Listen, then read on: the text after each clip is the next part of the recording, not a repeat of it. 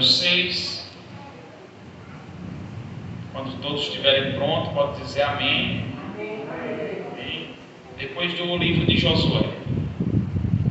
Fizeram os filhos de Israel o que era mal perante o Senhor, por isso o Senhor os entregou nas mãos dos midianitas por 7 anos. Prevalecendo o domínio dos midianitas sobre Israel, fizeram estes para si, por causa dos midianitas, as covas que estão nos montes, e as cavernas e as fortificações. Porque cada vez que Israel semeava, os midianitas e os amalequitas, como também os povos do Oriente, subiam contra ele. E contra ele se acampavam, destruindo os produtos da terra até a vizinhança de Gaza. E não deixavam de Israel sustento algum, nem ovelhas, nem bois, nem jumentos. Pois subiam com os seus gados e tendas e vinham como gafanhotos em tanta multidão, que não se podiam contar, nem a eles, nem aos seus camelos, e entravam na terra para destruir. Assim, Israel ficou muito debilitado com a presença dos midianitas. Então os filhos de Israel clamavam ao Senhor.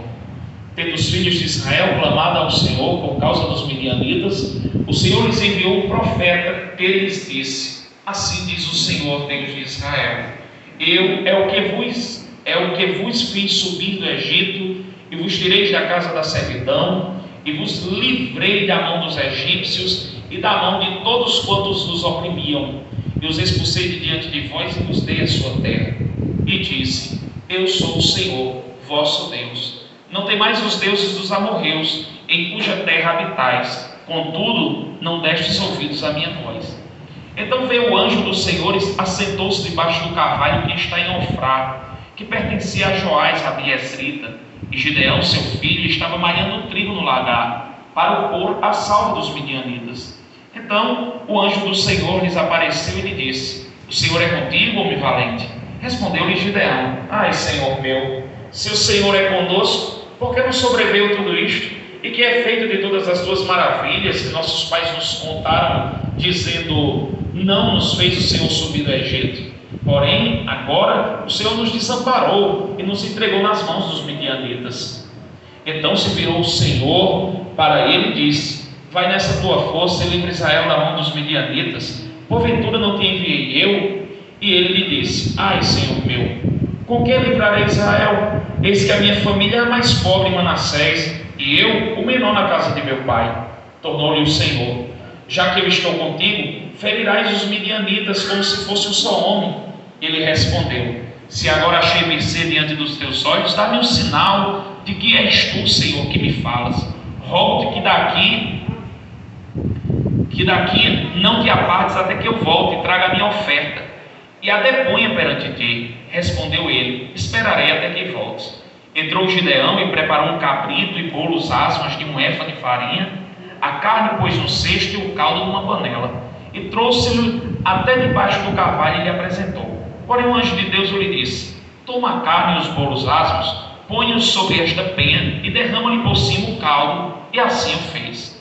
Estendeu o anjo do Senhor a ponta do cajado que trazia na mão, e tocou a carne e os bolos asmos. Então subiu o fogo da penha e consumiu a carne e os bolos. E o anjo do Senhor desapareceu de sua presença. Viu Gideão que era o anjo do Senhor e disse: ai de mim, Senhor Deus, pois vi o anjo do Senhor face a face.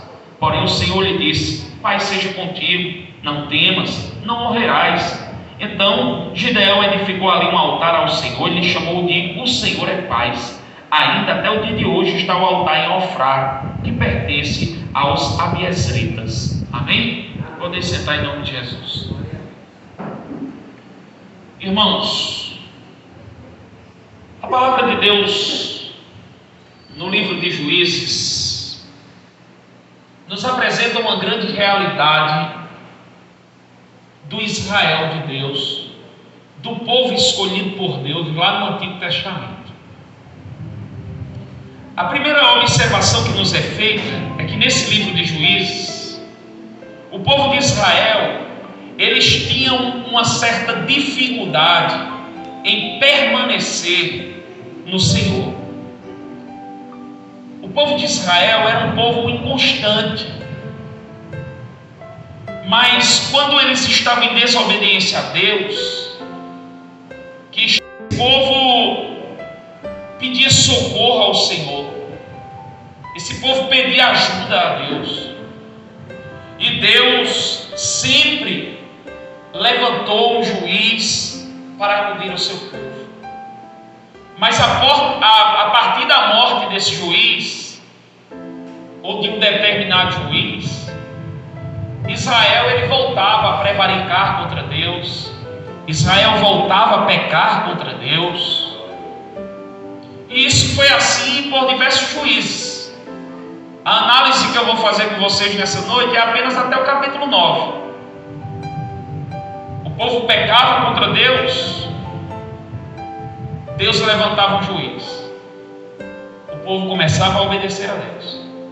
Quando aquele juiz morria, o povo voltava a pecar contra Deus, começava a sentir o peso do pecado e pedia socorro a Deus. E Deus levantava outro juiz.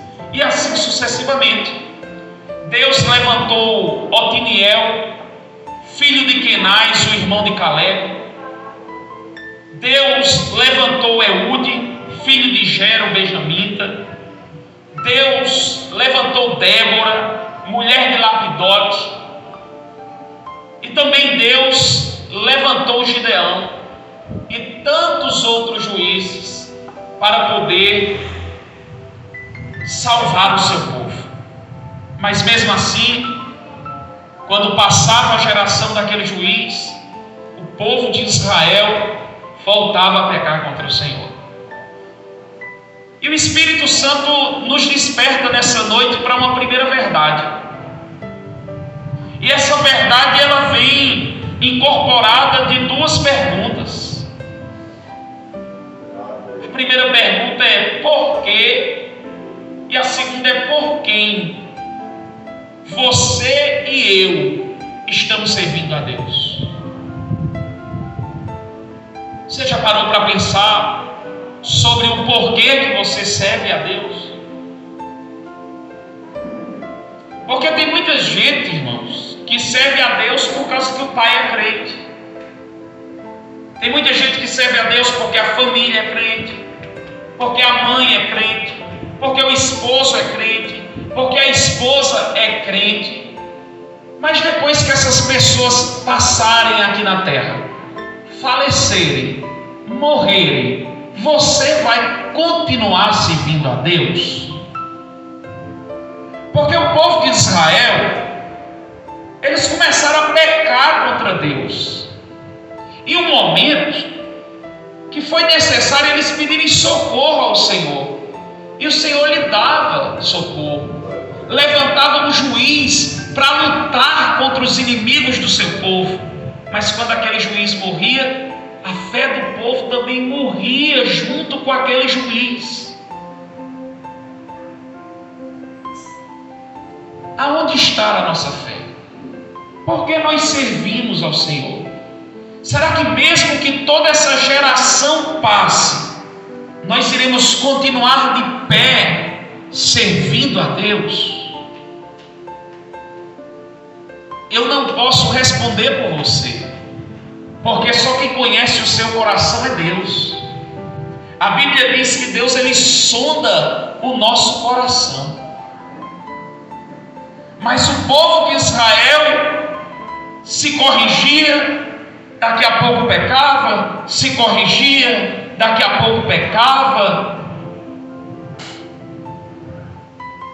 E não é falando da vida de ninguém, mas a Bíblia Sagrada ela divide, entre moléculas e juntas. Mas quantas vezes isso pode até acontecer na minha no futuro, eu não sei. Mas quantas famílias eu já vi que os pais na fé foram embora e todos os filhos se desviaram da presença de Deus. E a pergunta nessa noite é: por que eu sirvo a Deus? Para quem eu sirvo? É por Deus ou é pela minha família? Ou é pelo meu amigo? Ah, será que o irmão Dário, o diácono Dário, serve a Deus porque a mãe dele é evangélica, porque os dois irmãos é pastores? Será que se Deus levasse eles 3, eu continuaria servindo? Será que minha fé está para não aborrecer minha família? Ou minha fé está realmente alicerçada em Jesus, que apesar dos apesares, eu continuarei em Deus? Essa era a primeira pergunta que o Espírito Santo nos faz nessa noite, para que a gente possa analisar.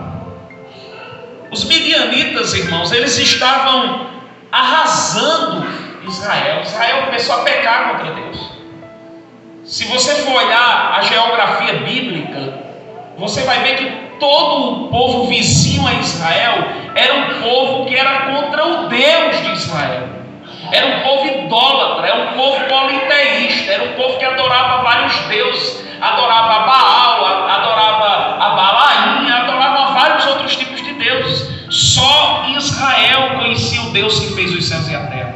Só Israel nesse meio era monótono. Só Israel acreditava em um único Deus. Mas muitas das vezes a má companhia nos leva a fazermos coisas erradas. E Israel vivia em um meio onde o povo não queria saber de Deus, onde o povo vivia em pecado contra Deus, onde o povo vivia mergulhado na idolatria, e Israel se contaminava com aquele povo. A ponto de quando Israel estava envolvido no meio daquele povo, Israel já tinha esquecido do Elohim. Israel já tinha esquecido do Deus Todo-Poderoso. Israel já tinha esquecido do Deus que criou os céus e a terra. E a palavra de Deus diz que nessa época de Gideão, o povo midianita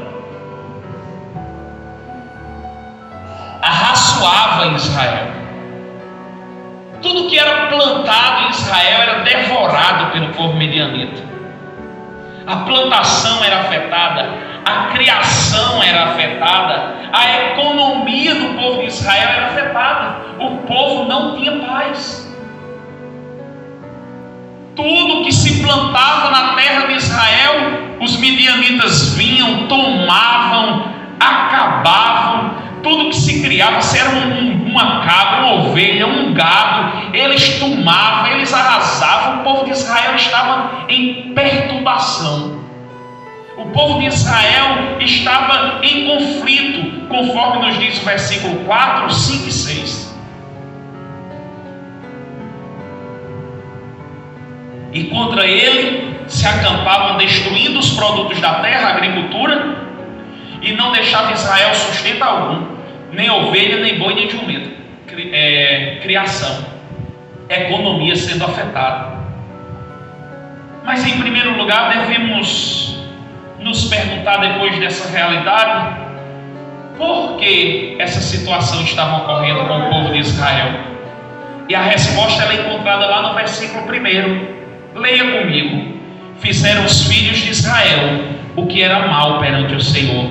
Por isso o Senhor os entregou nas mãos dos midianitas por 7 anos. Israel tinha feito o que era mal perante os olhos do Senhor. O interessante, irmãos, no decorrer desses textos de Juízes que eu vejo, é que o povo pecava, mas quando eles pediam socorro a Deus, Deus ia socorrer o povo. Se você for ver mais na frente, lá nos capítulos 11 e 12, tem uma hora que Deus diz assim, não me procurem mais. Chegou o limite. Toda vez eu levanto alguém, vocês voltam depois para o pecado, não me procurem mais. E eles dizem, só por essa vez nos socorre, porque o Senhor é o nosso Deus. E começa a quebrar todas as estátuas que eles têm, e diz que só o Senhor Deus é o Deus deles. E Deus ainda assim tem misericórdia e tem compaixão. Você só está aqui nessa noite pelas misericórdias do Senhor. Eu só estou aqui nessa noite pelas misericórdias do Senhor. Porque hoje pela manhã, quando o sol estava raiando, a misericórdia dele renovou na minha vida e renovou na sua vida. Porque se não fosse a misericórdia do Senhor, se não fosse o amor do Senhor, nós não estávamos mais aqui. Porque nós não merecemos o Senhor. O Senhor é muito puro, o Senhor é muito santo, o Senhor é muito justo. Ainda bem que Ele é longânimo, ainda bem que Ele é paciente conosco. Porque uma hora ou outra estamos em delito, uma hora ou outra estamos em pecado, uma hora ou outra estamos pecando contra Deus, e Deus sempre usando da sua misericórdia. Israel, quando se sentia desolada, quando ela se sentia solitária, quando ela se sentia arrasada, sempre clamava ao Senhor. E Deus respondia com amor, porque Deus sempre queria o bem de Israel. Não estamos aqui, na verdade, em corpos glorificados. Eu e você somos pecadores. Erramos todos os dias. Erramos todos os dias. Mas é a misericórdia do Senhor que tem nos sustentado. É a bondade do Senhor que tem nos sustentado. É o Senhor de Israel que tem nos sustentado. Porque quando nós estamos solitários, cabisbaixos, desolados, que clamamos ao Senhor, o Senhor vem em nossa resposta. Mesmo eu não merecendo, mas o Senhor vem nos responder. E esse Deus misericordioso me ensina, em primeiro lugar, nessa noite, é que Deus ainda continua amando todos nós, que o Senhor é misericordioso conosco, que apesar dos nossos pecados Ele nos ama, quer sempre o nosso bem, está nos disposto a nos atender, basta nos arrependermos de coração. E a palavra de Deus diz que o anjo do Senhor se apresentou a Gideão. Entenda que não foi um anjo da parte do Senhor. Aqui nós temos o que chamamos de uma teofania. É uma manifestação angelical em um corpo humano. Quando fala o anjo do Senhor aqui, está falando do próprio Jesus, que se manifesta para Gideão. E quando chega diante de Gideão, o que é que o Senhor vai saudar Gideão? O Senhor é contigo, homem valente. E Gideão olha assim e diz: aí Senhor, o Senhor é conosco. Olha como Gideão pensava de forma coletiva. Olha como Gideão não era egoísta. Porque mesmo o Senhor dizendo assim, o Senhor é contigo, Gideão não disse: o Senhor é comigo, e como é que está acontecendo isso com o meu povo? Não. Gideão diz: o Senhor é conosco. Ele coloca lá no plural. O Senhor é com o nosso povo. E por que está acontecendo tudo isso? Eu acredito que Gideão sabia o porquê que estava acontecendo. É tanto que o anjo do Senhor não responde para ele. Apenas o anjo do Senhor vai dizer a Gideão que ele seja forte, porque é Deus que está enviando ele. Aleluia.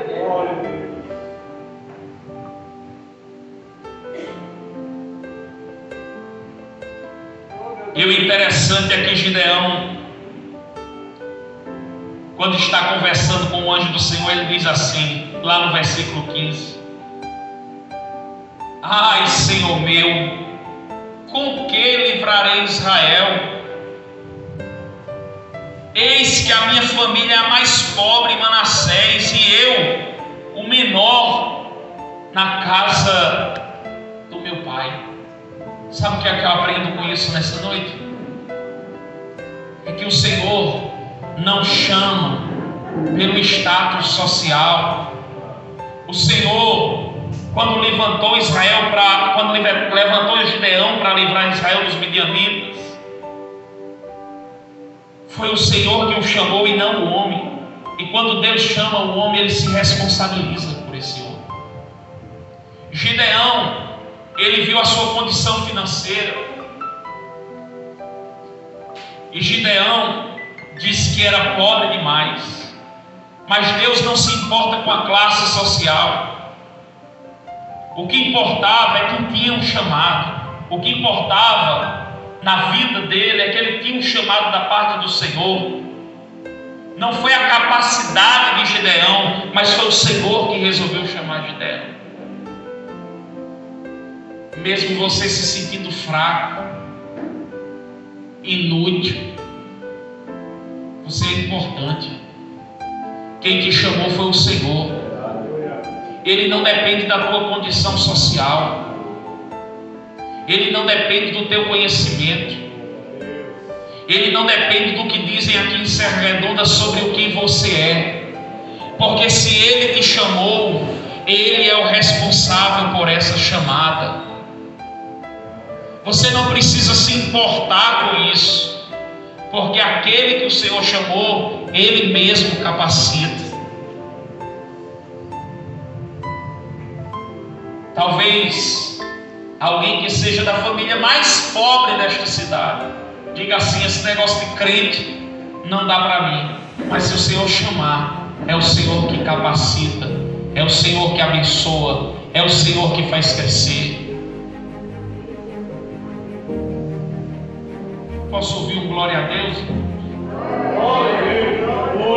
É porque eu não prego agitado, eu não prego gritando, eu não prego muito falando língua estranha. Aí talvez você pense que a palavra não está vindo de Deus, mas eu prego assim. E o Espírito Santo, quando me deu essa palavra, disse: essa aqui, vai por esse caminho que eu vou conduzir. Mas ninguém aqui é proibido de dar glória não, viu? Se ninguém dá glória, eu também não vou pedir para você dar não, tem que nascer no seu coração. Mas eu vou dar glória a Deus, porque mesmo, aleluia, eu sendo de uma cidade pequena, de uma família pobre, porque aqui nós não somos ricos. Aqui em Serra Redonda não acredito que tenha rico. Que tem uma vidinha melhor, né? Porque o rico mesmo, dentro da cidade ele não estava nem aqui. O rico mesmo não está nem numa cidade pequena dessa com 7 mil habitantes, né? Não tem condição. É assim, minha gente. Mas, mesmo assim, sendo filho de uma mulher com 3 irmãos, e que muita gente dizia na rua que tinha pena dessa mulher que está sentada aí, porque ia ser 3 cachaceiros filhos dela, mas Deus chamou para fazer a obra dele. O que eu estou tentando dizer nessa noite é que Deus, Ele se responsabiliza pela chamada. É que não importa a origem sua, nem a sua descendência familiar, quem chama é Deus, o Todo-Poderoso, como chamou Gideão lá no lagar. E Gideão disse: logo eu, de uma família pobre, eu que não tenho nada para oferecer ao povo, o Senhor vai dar, rapaz, tu é corajoso, tu é valente, eu já te escolhi. E a Bíblia diz que o Espírito Santo entrou em Gideão, e Gideão venceu a batalha e libertou o povo dos midianitas.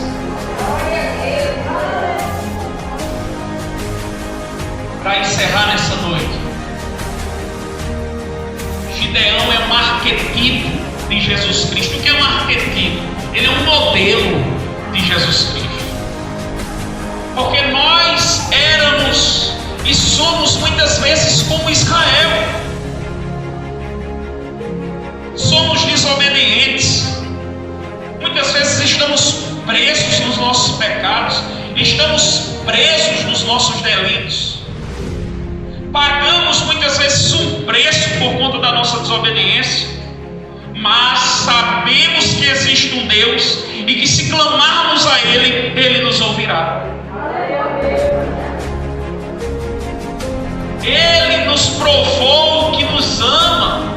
Ele, Deus, no lugar de suscitar mais um juiz, dessa vez Ele suscitou o seu próprio Filho por amor de nós, para nos libertar das mãos de Satanás, para nos libertar dos inimigos, para nos libertar da escravidão do pecado. Jesus foi levantado para nos remir, para nos livrar das mãos do diabo, para nos dar a salvação e para nos dar vitória.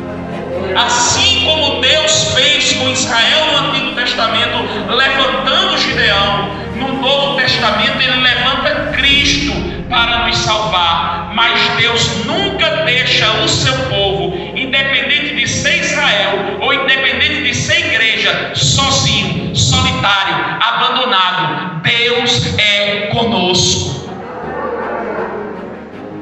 Por isso que Jesus afirmou: eis que eu estou convosco todos os dias até a consumação dos séculos. Pode vir luta, pode vir provação, pode vir momentos difíceis, mas Deus é conosco, mas Deus está conosco, mas Deus peleja com nós. Melhor estar com Deus do que não ter ninguém junto de nós. Se Deus é com nós, quem será contra nós? Aleluia. É muito difícil falar essa palavra, eu vou falar nessa noite. Deixa eu profetizar para a tua vida. Eu acho que eu não falo essa palavra de ano em ano, mas deixa eu profetizar na tua vida nessa noite. Glória a Deus. Todo invejoso, Deus vai fazer cair por terra na tua vida.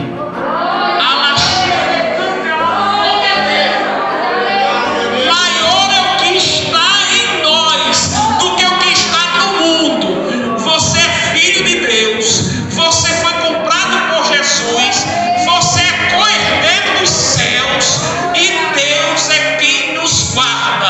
Pode vir midianita, pode vir Satanás, pode vir Jezabel, pode vir o inferno e pode vir o diabo, mas Jesus, o Todo-Poderoso, Ele é contigo.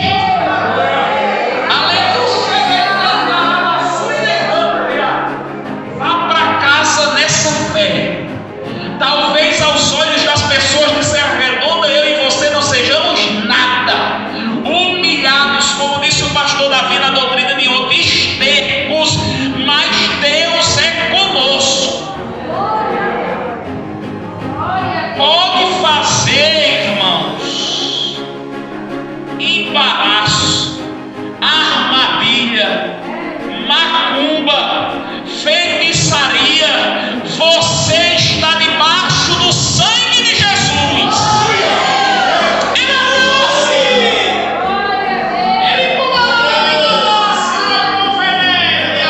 E eu creio assim.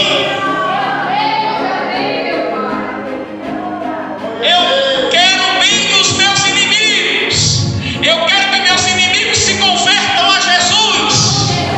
Eu amo os meus inimigos, mas se continuar lutando contra a igreja, vão quebrar a cara, porque Jesus é conosco. Para nossos inimigos só temos duas situações: o perdão que deve ser dado. Se alguém lhe fez o mal, perdoe. É como o evangelista disse nessa noite, não é porque é fraco, não. Amor é virtude de quem nasceu de novo.